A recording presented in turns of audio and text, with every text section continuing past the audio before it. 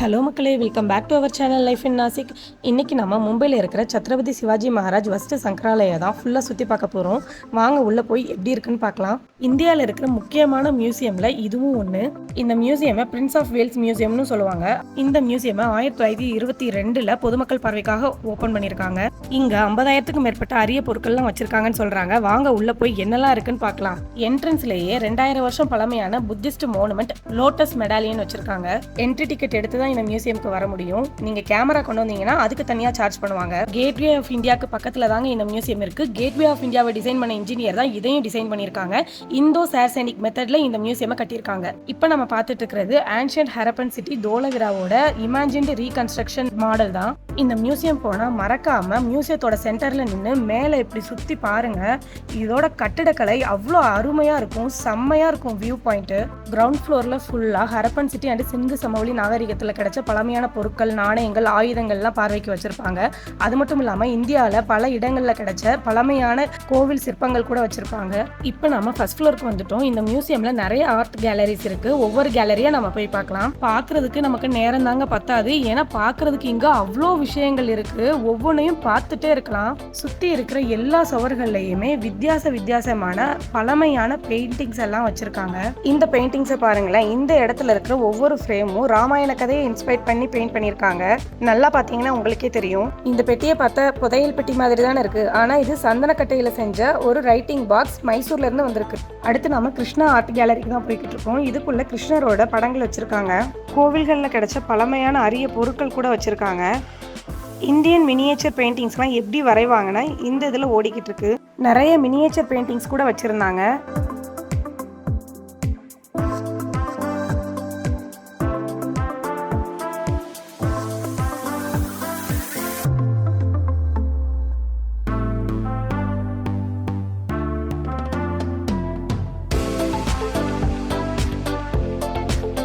கிருஷ்ணர் படம் மட்டும் இல்லைங்க, நிறைய சாமி படங்கள் வச்சுருந்தாங்க. அதில் குறிப்பாக ஆண்டாள், பழனி ஆண்டவர், காளி படம்லாம் ரொம்பவே சூப்பராக இருந்துச்சு.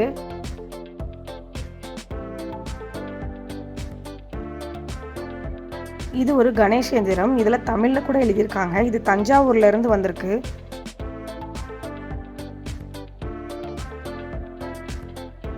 பழங்காலத்தில் பெயிண்ட் பண்ணுறதுக்கு யூஸ் பண்ண கலர்ஸ் எல்லாம் சாம்பிளுக்கு வச்சுருந்தாங்க.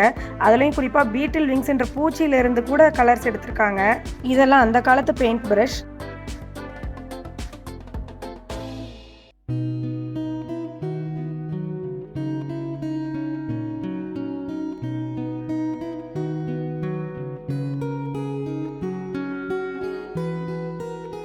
இப்போ நம்ம ஹிமாலயன் ஆர்ட் கேலரிக்கு தான் போயிட்டுருக்கோம். உள்ளே என்ட்ரு ஆனதுமே இந்த ஸ்டாச்சு தான் வச்சுருக்காங்க. இந்த ஸ்டாச்சுவை கோம்பஸ்ன்னு சொல்கிறாங்க. இந்த ஸ்க்ரீனில் இந்த ஸ்டாச்சுவை எப்படி உருவாக்குனாங்கன்றது எல்லாமே போட்டுட்ருக்காங்க.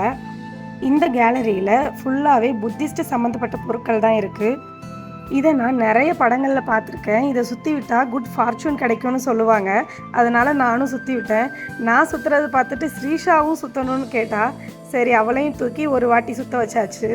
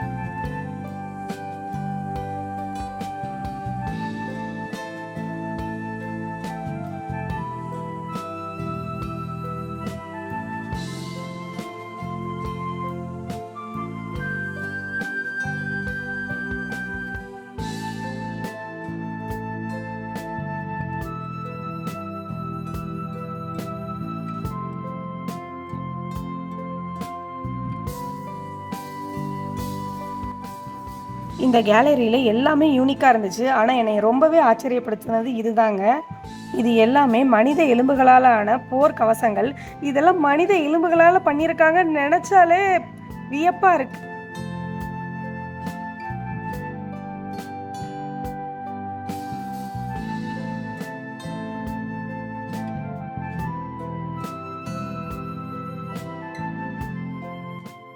இதெல்லாம் அந்த காலத்தில் யூஸ் பண்ண மியூசிக் இன்ஸ்ட்ருமெண்ட்ஸ். சூப்பராக இருக்குது பார்க்க. எல்லாமே வித்தியாசமாக இருக்குல்ல. எவ்வளோ பெருசாக இருக்குன்னு பாருங்களேன். இந்த பொருட்கள் எல்லாமே நேபாளில இருந்து எடுத்துகிட்டு வந்திருக்காங்களாமா. ஒவ்வொன்றும் அலாவுதீன் அற்புத விளக்கு மாதிரி ஒவ்வொரு தினுசாக இருக்குது. எந்த சுவரையுமே சும்மா விடலைங்க. எல்லா சுவர்லையுமே வித்தியாசமான பெயிண்டிங்ஸ் வச்சுருக்காங்க. அதே மாதிரி எல்லா கார்னர்ஸ்லையுமே வித்தியாசமான ஸ்கல்ப்சர்ஸ் வச்சுருக்காங்க. இதை பாருங்களேன், ஒரு குரூப் ஆஃப் ட்ரைபல்ஸ் டான்ஸ் ஆடுற மாதிரி இருக்குல்ல, சூப்பராக இருக்குது. அடுத்து நம்ம டெக்கரேட்டிவ் ஆர்ட் கேலரிக்கு தான் போக போகிறோம். உள்ளே போனதுமே பெரிய நடராஜர் சிலை வச்சுருக்காங்க.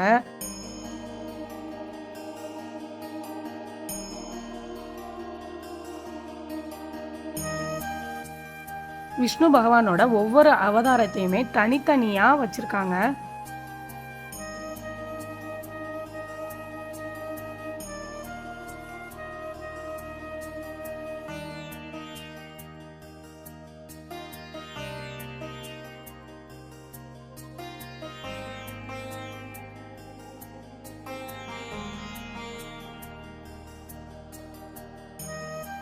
இது பழங்காலத்தில் அரசர்கள் யானை மேலே உட்கார பயன்படுத்தின பொருளாமா.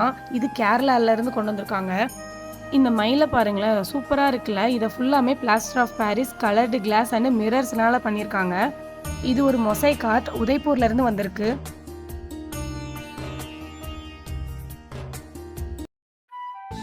அடுத்து நம்ம செகண்ட் ஃப்ளோரில் இருக்கிற ஆர்ட் கேலரிஸ் தான் பார்க்க போகிறோம்.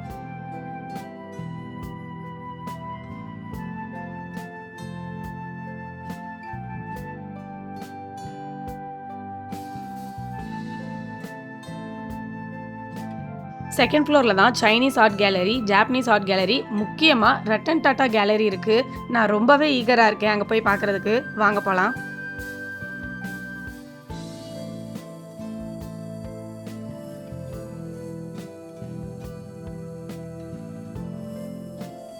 இங்கே இருக்கிற ஆர்ட் கேலரிஸை பார்க்குறதா இல்லை இந்த மியூசியமோட ஆர்கிடெக்சரை பார்க்குறதான்னு கன்ஃபியூஸே ஆயிடுவோம். அந்தளவுக்கு சூப்பராக இருக்குது.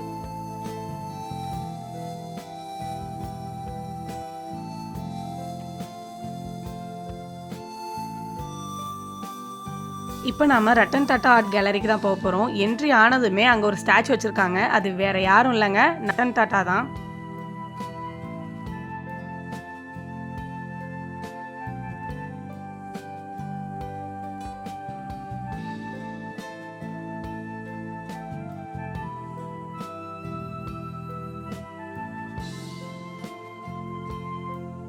உள்ளே வச்சிருக்கிற பெயிண்டிங்ஸ்லாம் அவ்வளோ சூப்பராக இருக்குது. மனுஷன் ஒவ்வொன்றத்தையும் பார்த்து பார்த்து வாங்கி வச்சுருக்காங்க. அங்கே இருக்கிற பெயிண்டிங்கை பார்த்து ஒரு பொண்ணு பெயிண்ட் பண்ணிகிட்டு இருந்தாங்க.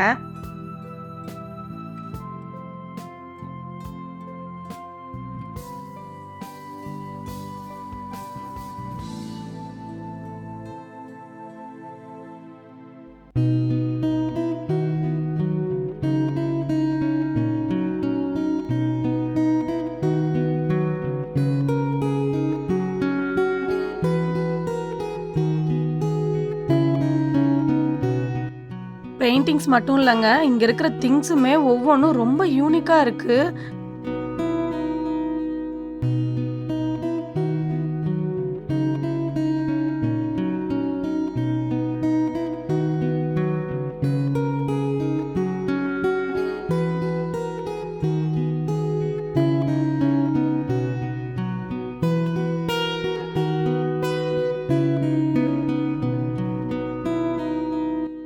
உலகத்தில் இருக்கிற பல நாடுகள்ல இருந்து நிறைய பொருட்களை கலெக்ட் பண்ணி வச்சிருக்காரு.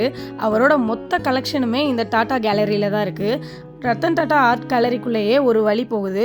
அதுக்குள்ள போய் பார்க்கலாம் வாங்க.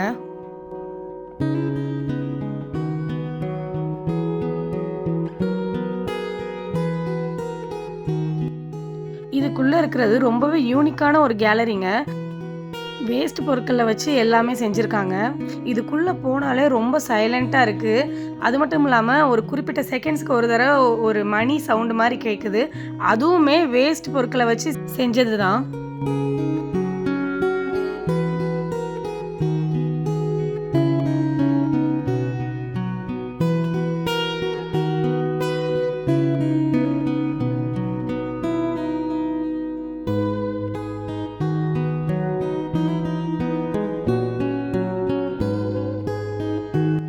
அதை பார்த்து முடிச்சுட்டு இப்போ நாம் இந்தியன் டெக்ஸ்டைல் ஆர்ட் கேலரிக்கு தான் போக போகிறோம். இங்கே பலவிதமான துணிகள் வச்சுருக்காங்க.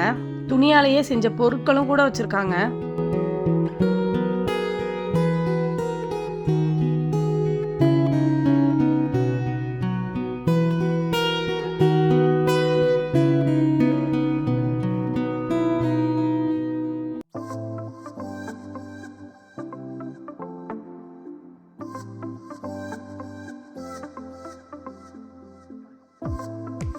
இது துணியில வரையப்பட்ட கலம்காரி ஓவியம் தான்.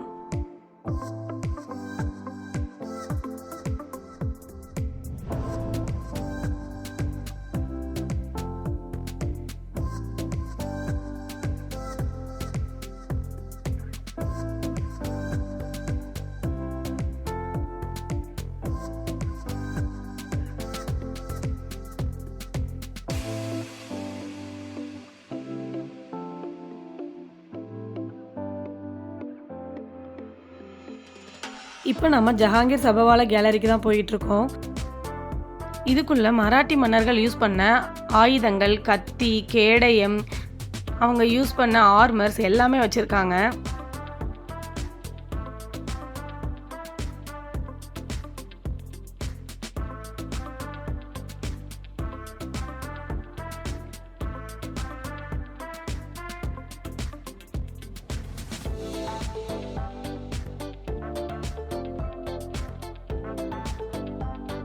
இந்த ஆயுதங்களையும் கவசங்களையும் தான் அவங்க போர்க்காலங்களில் யூஸ் பண்ணியிருக்காங்க.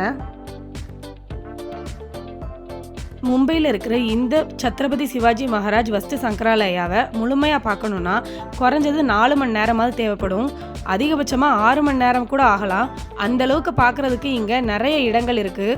நாங்கள் மும்பை தர்ஷன் பஸ் மூலமாக இங்கே வந்ததுனால எங்களுக்கு கொடுத்த நேரத்துக்குள்ளே எவ்வளோ பார்க்க முடியுமோ அவ்வளோ நாங்கள் சுற்றி பார்த்தோம். எங்களால் முடிஞ்ச அளவுக்கு இந்த மியூசியமை உங்களுக்கு காட்டியிருக்கோம். மும்பை தர்ஷன் பஸ்னால் என்ன, அதோட டீட்டெயில்ஸ் நீங்கள் தெரிஞ்சுக்கணுன்னா ஃபுல் வீடியோ நம்ம யூடியூப் சேனலில் அவைலபிளாக இருக்குது. Day 2 இன் மும்பை எங்கெல்லாம் போகணுன்ற ஃபுல் டீட்டெயில்ஸ் உங்களுக்கு கிடைக்கும். மும்பையை சுற்றி பார்க்குற ஐடியாவில் இருந்தீங்கன்னா உங்களுக்கு அந்த வீடியோ ரொம்பவே யூஸ்ஃபுல்லாக இருக்கும். இந்த வீடியோ உங்களுக்கு பிடிச்சிருந்துச்சுன்னா லைக் பண்ணுங்கள். நம்ம சேனலை மறக்காமல் சப்ஸ்கிரைப் பண்ணுங்கள். நெக்ஸ்ட் வீடியோவில் பார்க்கலாம். பாய்.